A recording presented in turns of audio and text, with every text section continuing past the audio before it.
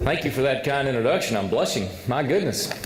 Good morning, everyone. It's a pleasure to be with you, and it's a pleasure to share in the great story that Florida has to tell about the concerted effort that we put behind supporting our military, our defense-related industries, and our veterans.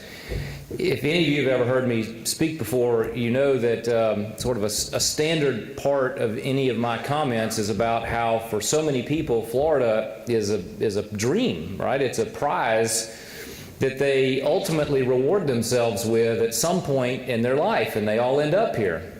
Like Mark said, you know, the budget of New York is twice the budget of Florida's for the same number of people if they were getting all the government they were paying for. Why are they all moving to Florida?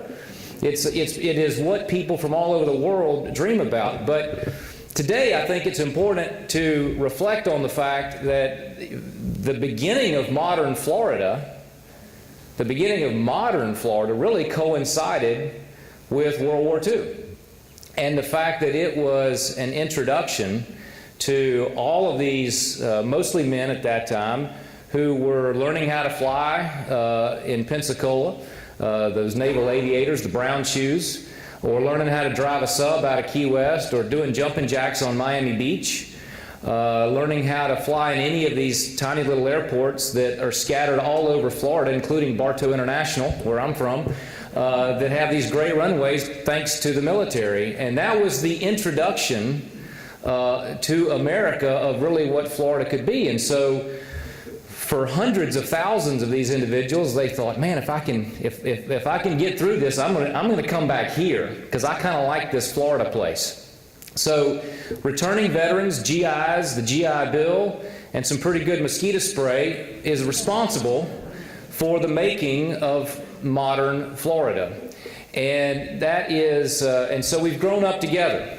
And in fact, the things that we view as being the pillars of Florida's economy really are complementary industries, and I'm going to talk a little bit about that in a little bit when I talk about how we move forward. But it's important for us to reflect on just what an important role we have. It's been said already that we're talking about an $80 billion industry, home to Central Command, Southern Command, Special Operations Command. This is the brain trust for the most difficult, hostile places around the world. Our interactions in these difficult parts of the world are being directed from the Sunshine State. And that is a pretty special thing that other people want. I mean, when we used to call them sinks, everybody wanted to steal our sinks. They want to steal our unified commands. And Florida has done a good job of making sure that that doesn't happen. Our 20 military installations, 61,000 active military, processing $13.5 billion right here in Florida in military contracts. Add it all up, and we're supporting 750,000 jobs and $80 billion. Our governor, and you're going to have the opportunity to hear from him later today, has made it his priority, and our legislators, this is a team effort, have made it a common priority that Florida will be the most friendly state in the country to our active military and to our veterans. Colonel Sutphin is leading our state's Veterans Affairs program and does an exceptional job. He's dedicated his life to this. So how have we done those kinds of things? It means that if you're a veteran or active duty, you're going to get preferential treatment to come into our state university system. It means that if you are processing out of the military and you want to build your business here in Florida, we're going to waive the application fees on almost every occupational license that's out there. It means if you're applying for a concealed weapons license, you're going to go to the front of the line and it's going to be expedited in less than 2 weeks. It means that we, at every turn, are going to take care of you, make it easy for you, make it cheaper for you and your spouse, because your military service is a family sacrifice and a family commitment. This has been a team effort. The legislature, the governor and cabinet, to make these things possible. We have learned through the BRAC processes what we need to do to BRAC-proof Florida. We have an aggressive easement and land buying program so that we are building buffers around our military installations. We are engaged in non-conservation purchases to make sure that places inside the fence and outside the fence remain friendly to not only what the status quo military mission is, but room for growth. In other words, what I want to talk about today is Florida not taking a defensive posture of protecting ourselves from a next round of BRAC, but taking an offensive posture where the rest of the country is going to take note of how aggressively we are prepared to move to double down on our commitment to military veterans and defense allied industries.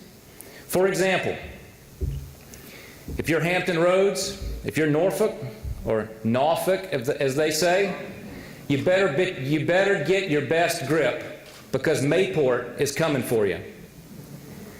If you're New Mexico, the Eastern Shore, Alabama, and you've got your eyes on expanding your role in space, you better get your best grip, because Florida's coming after you to expand our role in that space. We have moved past the point where we once were in our state, where we were in danger of losing a 110,000-acre active bombing range in the heartland of the state because we didn't have a bridge that could accommodate the equipment to come into the 110,000 acres. Now, that's just plain stupid. But Colonel Sutphin, representing the Florida National Guard, came to this brand spanking new congressman from Central Florida who represented that bombing range and said, we can either lose the largest bombing range in the eastern United States or we can build a bridge. So I did what all good young congressmen did who had a problem like that. I went to Bill Young. Ladies and gentlemen, I would be remiss if I did not point out how important a role men like Bill Young have played in Florida being where we are, in protecting MacDill, protecting CENTCOM, protecting Special Operations Command, making Southern Command happen. Guys like Andrew Crenshaw and Jeff Miller, who are retiring this year, who have dedicated their careers to military and taking care of our veterans. This is a team effort. And let's not be Pollyanna about it. It requires a certain amount of political effort to get these things done. It's not always a level playing field. And so to have members in the congressional delegation, in the legislature, the governor and cabinet, making the phone calls that are necessary, making the appropriations that are necessary, making the investments that are necessary for us to maintain our position and grow that position is key. And I want to thank the members of the legislature who are here. And please join me in giving them a round of applause for the commitment and the investment that they've made.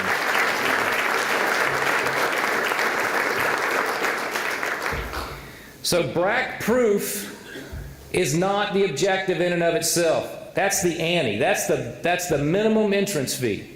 Our goal as a state is to expand our footprint, to continue to be the most military and veteran-friendly place, because not simply because of the direct investment that relates to, but you're going to hear from Sissy Proctor in a little bit. If you look at all of the other issues in our state, they benefit. The challenges that we have in education, in rural economic development, in infrastructure, in STEM degrees, in having people start and grow and build their businesses here instead of just have it be the cherry on top of a successful life built someplace else. All of those things come back to having a robust military and veterans infrastructure.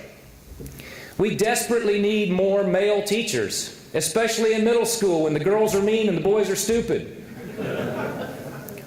What is the most significant pool of talent to go to get high quality, high character role models who can bring order and discipline out of the chaos that is middle and high school in our school districts that are desperate to hire teachers? When you look to upgrade the workforce and set a higher educational attainment goal for our state, who does workforce development better than the military? We don't have to reinvent the wheel. We're going to go steal the brightest and the best from someplace else and have them make their homes here in the Sunshine State.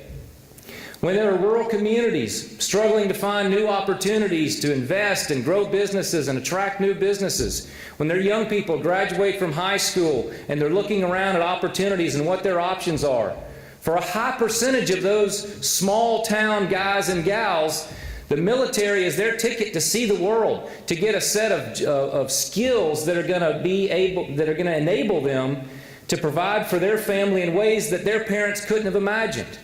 And a high percentage of them are going to come back home to Florida after they've been deployed around the world, and they're going to contribute to our communities. Across the spectrum, social service issues, education issues, workforce development issues, technology issues, we are better as a state when we attract the type of talent who chooses to serve our nation and then come back home to Florida. There are also opportunities for us to fill the wage gaps that are out there, and I would specifically identify cybersecurity. The waiting list to get clearance to be in a cybersecurity position is months or years. But we have a talent pool that's already cleared who can create an entirely new industry in our state that doesn't currently exist except in a nascent form, that is scalable, high-wage, high-skilled jobs that contribute to our economy. They merge well with our existing state university and state college system, and continuing the early investments that we've made in that should be an economic development priority for the Sunshine State. It's a logical thing for us to do for military defense and veterans. And so expanding our role in the direct military investment by expanding our footprint in future BRACs should be our goal. Expanding the cybersecurity role as an economic development tool, high-wage, high-skilled jobs in the STEM field, using veterans to be our base talent pool that then spreads into the rest of the workforce, should be our goal. Continuing to be the friendliest place for the veterans and their families, and communicating that. We've waived all of the fees for occupational licenses, but it's barely been utilized because the word just hasn't gotten out. We can do better on that. And taking care of those who've sacrificed so much for us. And I'm glad that Mark brought up Operation Outdoor Freedom. I'm actually going to be, tonight, I'm going to be serving a steak to a Medal of Honor winner, Gary Luttrell, who's going to be participating in one of our Operation Outdoor Freedom events tonight in Brooksville. We've hosted 2,500 veterans in over 300 events on public and private lands. I've hosted them on our ranch. I've hosted them on state forests. We've taken them to places that haven't been hunted in 60 years, and they get the big moss heads. I think it's the least we can do for somebody who's given so much for us. And we pay for it by stealing alligator eggs and then selling them to the farmers. $60,000 a year is pretty good money in those gator eggs. It is proof of the triumph of common sense in government that we can do great things for our people. We can pay for it using the free enterprise system, and we can give them some small token of thank you for the sacrifice that they've made, and we've had extraordinary participation across state agencies in making that happen. And we are the only state in the country who has 2 permanent, dedicated state forest sites for our veterans. The Prairie Track on the banks of Lake Kissimmee and Peace River State Forest on the banks of the Peace River, where there are accessible facilities, dedicated facilities for these men and women from all of our wars to come together and be a part of that, what we call outdoor therapy. It began as us trying to do something nice for them, and it has turned into something where we get way more out of it than they do. To sit in the shadows around that campfire and just listen to a World War II veteran, a Korean veteran, a Vietnam veteran, a Gulf War veteran, and representatives from Afghanistan and Iraq who have done multiple tours and have now come back to see that pool of talent around a fire and hear their stories. You'd be amazed at what you can learn just by being quiet. Mostly that officers are always stupid. That seems to be a common theme. In one of our early opportunities, we had We had two individuals who had both had significant injuries, who, in talking back and forth to one another, and they always start out very quiet and very reticent, and then a little bit of time goes by, and a couple of jokes get cracked, and then there's a meal, and there's kind of a common time, and pretty soon everybody starts opening up. The IEDs had been injured across the street from one another, a year apart, at the same intersection in Fallujah. The sacrifices that have been made on behalf of the things that we take for granted are just extraordinary. And that's why events like this are so important, because they're a powerful reminder of what we must do as a nation to bind up the wounds of the men and women who've sacrificed for us, and what we can do as a state to provide for them when they come home, recognizing that it's not a totally selfless act. The state benefits greatly when we do that right thing, because of the jobs that are created, because of the investments that are made, and because of the culture that benefits from having men and women in our midst who have truly put service above self. And that's why this program, this summit, this vision that we intend to lay out is so critically important. Because it means that the next generation of Americans are going to be able to sleep under the same cloak of freedom that we've benefited from because of these veterans. It means that we're going to be able to commit ourselves to do a better job for those veterans when they come home. And it means that our state is going to be in a competitive position to continue to support the military mission of the nation and the world. It's unacceptable for us to lose any of those three unified commands. This is a growth opportunity. This is the crossroads of Latin America. South Florida is the capital of the Western Hemisphere. Southern Command is a logical place to be in South Florida. Central Command, Special Operations Command, the work that has come out of there. Plenty of other states and countries want that in their backyard, make no mistake. That's why BRAC proof and BRAC growth should be our objective, so that when that evaluation takes place, it's not even close. It's not even close about which state has done the most to provide the buffering, to eliminate encroachment issues, to create a friendly environment to support the men and women and their families on housing, on education, on recreation, on transition assistance, on occupational therapy, on health care, the whole host of things. And so those are the things that I believe that we can lay out there, in addition to the tax, the friendly tax and friendly regulatory climate that Florida already offers to any and all comers. Florida benefits by making these things a priority. Every Floridian benefits. Small businesses, large businesses, the corporate culture, and our education systems all benefit from everything that's being discussed here today. To the businesses in the room, thank you for being here. Thank you for your commitment to hiring veterans. You know what you have long ago discovered, what some people are just now discovering, which is the best hires are our veterans. Thank you for your commitment to that. State government can do more than it is doing to make that same effort to hire returning veterans. And Colonel Sutphin's going to make sure that we do that.